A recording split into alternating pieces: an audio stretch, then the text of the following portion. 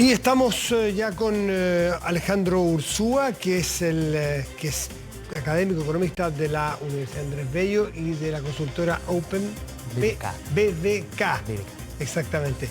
Alejandro, buenas noches, como siempre, gracias por acompañarnos. Pues. Al contrario, Matías, muchas gracias por la invitación.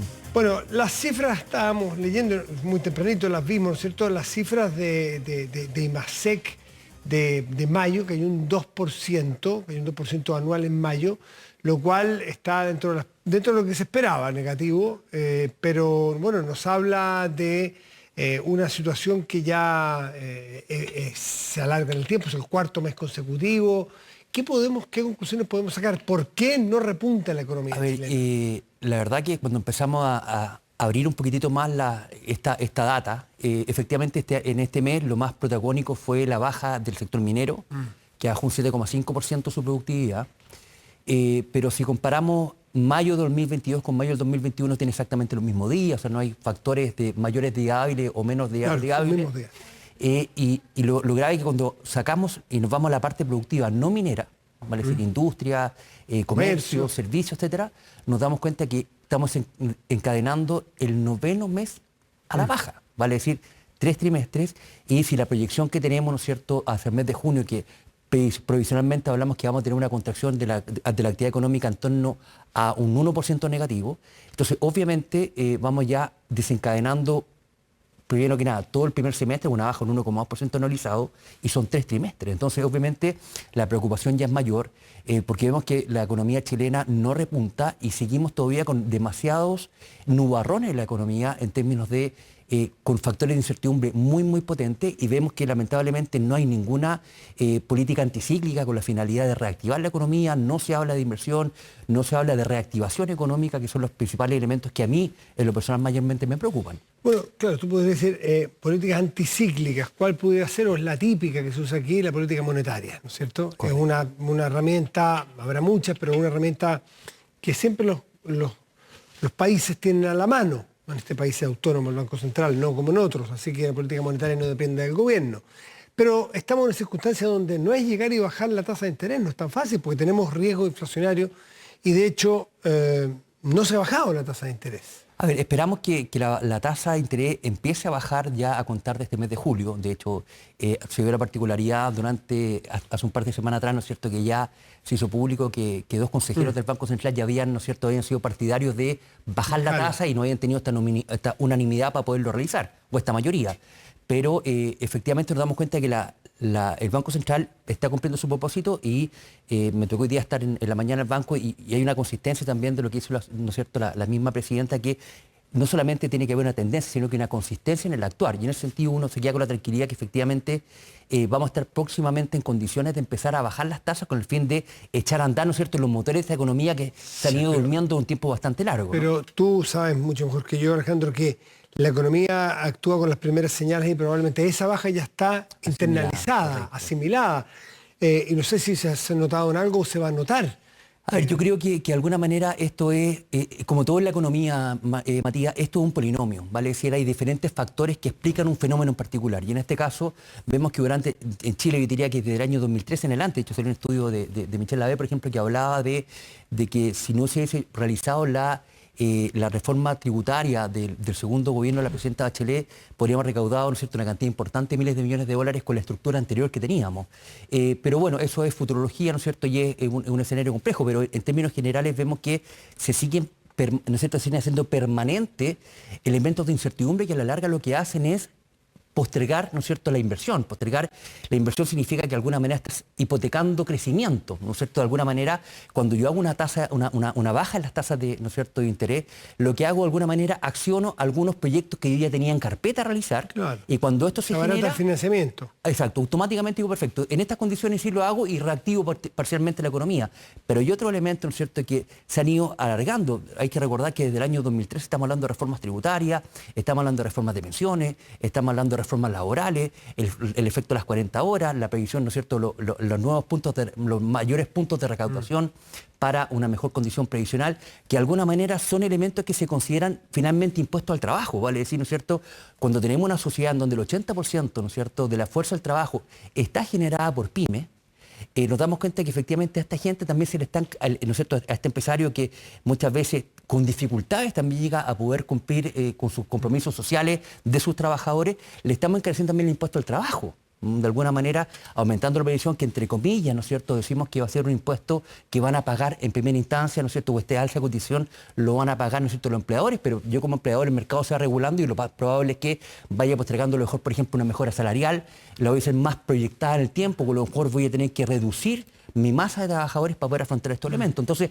ahí es donde de alguna manera se empiezan a generar estos elementos. Yo creo que lamentablemente se han ido perpetuando en mayor tiempo lo deseado elementos de incertidumbre que están atacando efectivamente los pilares de esta economía que está sumamente apagada. Muy bien lo decías tú. Hoy día yo creo que este medio punto porcentual, que es lo que se rumorea en el mercado, que va a tener esta baja de tasa política monetaria el mes de julio, está prácticamente internalizado. Pero bueno, ¿qué pasa con lo otro? O sea, hoy día estamos todavía con un proceso constituyente abierto, ¿no? Estamos todavía con una Pero reforma, bien encaminado, tranquilo, por lo menos, ponderado. claro, por lo menos, ¿cierto?, con menores inquietudes con respecto a la inversión, más tranquilos, derechos de agua, propiedad privada, etcétera, que eran elementos que dijeron, perfecto, en este nuevo proceso no lo tocamos.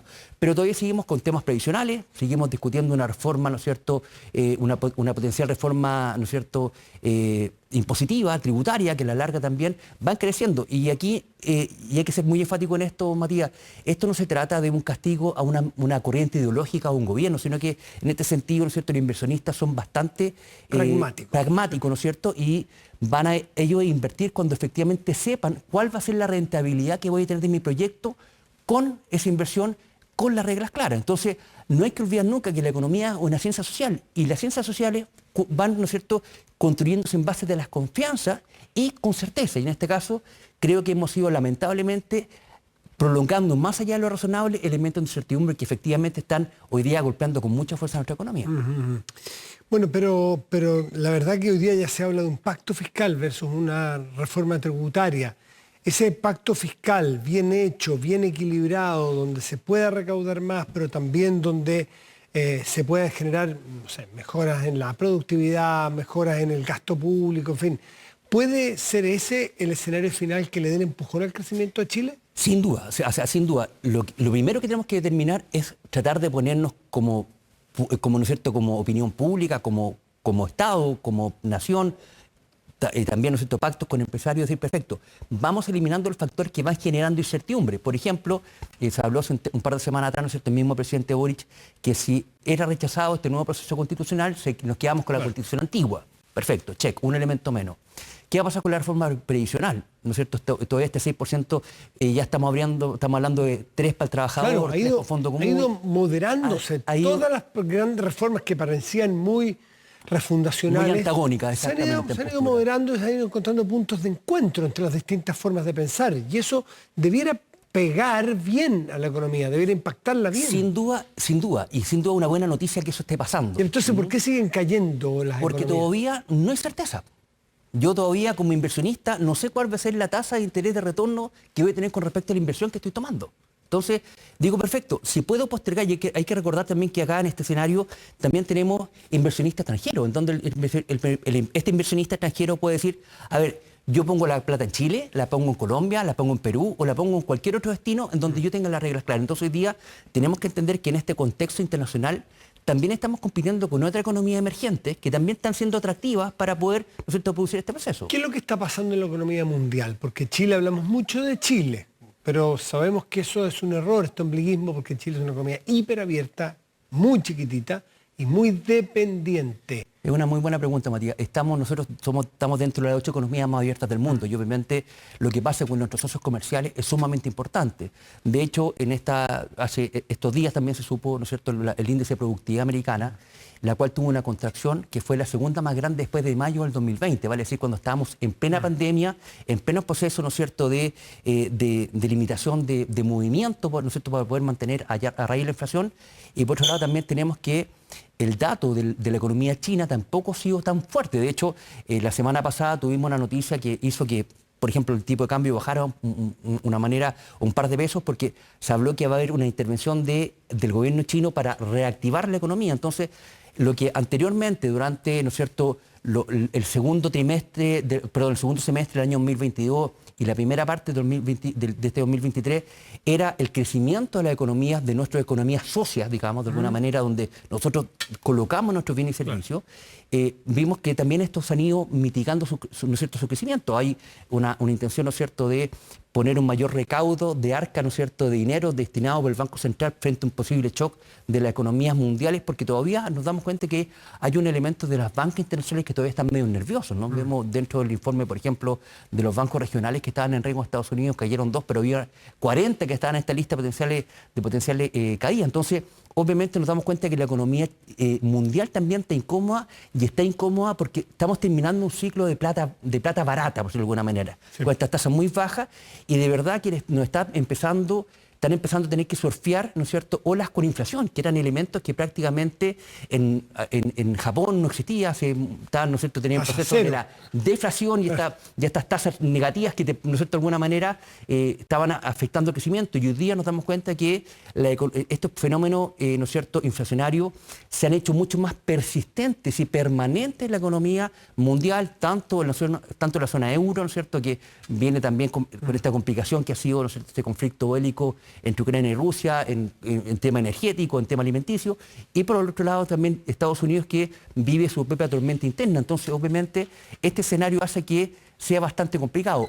Lo que pasaba con la antelación, cuando nosotros comparamos nuestra economía chilena con lo que fue, por ejemplo, la crisis del año 2008-2009, con esta crisis subprime, efectivamente estábamos con un pie bastante más robusto como economía y teníamos bastante menos elementos de incertidumbre. Entonces, hoy día, lamentablemente, se nos iba sumando factores para que tengamos ¿no es cierto?, una tormenta perfecta que de alguna manera hace que tengamos vayamos a tener prácticamente un tercer trimestre con una actividad negativa. Para terminar, Alejandro Urzúa, 2023 vamos a cerrar, según tu perspectiva y las que maneja el mercado, ¿en cuánto el crecimiento? En torno a una contracción económica de un decrecimiento de un 1%, un 1,5%, y va a depender importantemente también de cuál va a ser el rol de la minería. La minería, de alguna manera, ha sido, ¿no es cierto?, el proceso productivo. Durante meses anteriores, Matías, o sea, durante IMASEC anteriores, nosotros veíamos, por ejemplo, que el servicio de alguna manera era, junto con minería, la que empujaban el carro, porque obviamente habíamos tenido restricciones de movimiento, ¿no es cierto?, de reducción de aforo. Entonces, por ejemplo, los servicios de entretenimiento no estaban, entonces la base comparativa era muy buena y sacaban un poquitito la cara a servicios por estos elementos. Y minería, y vemos que si efectivamente hoy día poder sacar, por ejemplo, un buen tercer trimestre del año 2023, va a ser importantemente cuál va a ser el rol que va a tener, ¿no es cierto?, el mundo minero. No hay que recordar que Codelco hasta mayo había tenido una contracción de un 10,7% de su productividad. Entonces, obviamente, son elementos que son preocupantes y tenemos que empezar a ocuparnos como economía y empezar a hablar también de políticas anticíclicas, políticas de reacción, de reactivación y de inversión que de alguna manera traten de promover este crecimiento, porque lamentablemente sin inversión no hay crecimiento, sin crecimiento no hay bienestar social, y sin bienestar social tampoco hay mejor empleo. Entonces, lamentablemente, un proceso que es una variable muy dependiente una de la otra. Tiempos difíciles que vale la pena entenderlos y conversarlos. Alejandro Urzúa, muchísimas gracias como siempre por estar aquí. Al contrario, Matías, muchas gracias por la invitación. Buenas noches. Hacemos una pausa y volvemos. Espérenos.